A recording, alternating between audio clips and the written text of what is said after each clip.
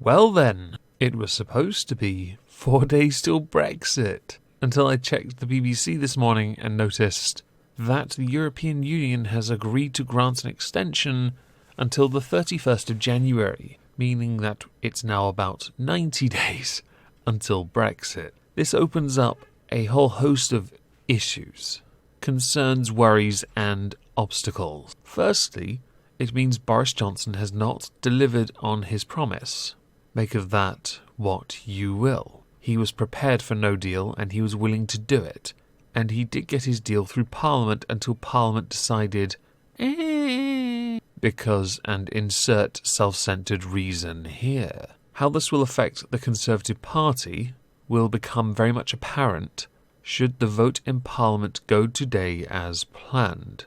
Although, as Labour and the SNP have preconditions, and the Conservative Party do not hold a majority, it is unlikely that a general election will happen, instead favouring more stonewalling until they get what they want, which would mean not leaving the European Union. Affecting the Conservative Party would include, when and if this general election happens, losing seats. They will lose seats to the Brexit Party. Labour will lose seats to the Brexit Party, the Conservative Party, and the illiberal undemocrats. The only party I have failed to mention is because no one gives a flying fuck about the SNP, whose support only exists in Scotland. It would be, after all, the ultimate protest vote, to vote for a party only interested in one country of 4 within the Union, when you are a citizen of one of the other 3 countries. It is unlikely a general election will happen, favouring a second referendum being forced through Parliament by the likes of Dominic Grieve, Hilary Benn and Joe Swinson, among many others. I do not support a second referendum for the obvious reasons, and I know they are typically countered with, but the people need to make up their mind again.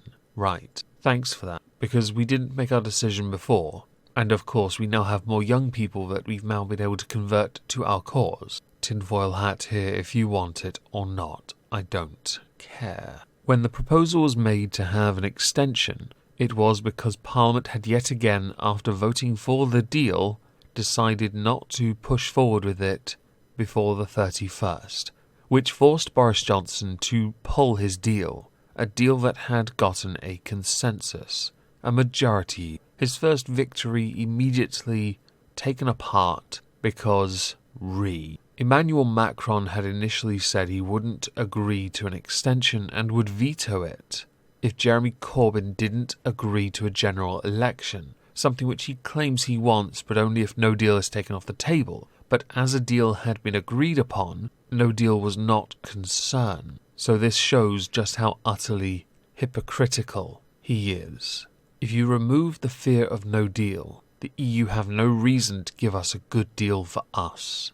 That is not to say Boris Johnson's deal was good, because much like Theresa May's, once you start negotiating all the little aspects that have been agreed upon, it suddenly gets watered down. So understandably there is a concern with Boris's deal, and now there is a legitimate concern that with 3 months now to play about, there won't be a general election because Parliament are cowardly, and because Jeremy Corbyn knows he will lose. He will lose and find himself on the back benches where he belongs as a totally not career politician. I should point out, for the sake of clarity's sake, the SNP and Liberal Democrats have also proposed the idea of a general election on December 9th. If they get behind a general election put forward by the government, there will be one. But it won't be because of Labour. It will be because everyone else isn't afraid of what will happen next.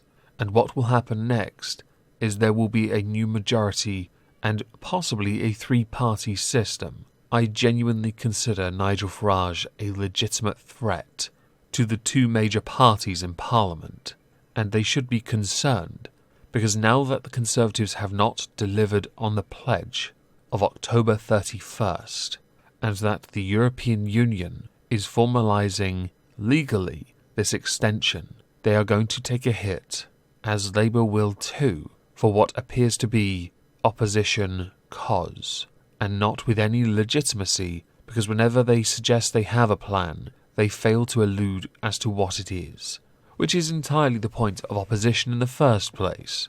However, as they are unwilling to discuss what they intend, yet claiming they can do better when their actions would indicate otherwise, they are as pathetic as the Tories, as pathetic as those saying they will revoke Article 50 and not leave at all and have further integration. You're all as bad as each other. 2020 couldn't get here any sooner.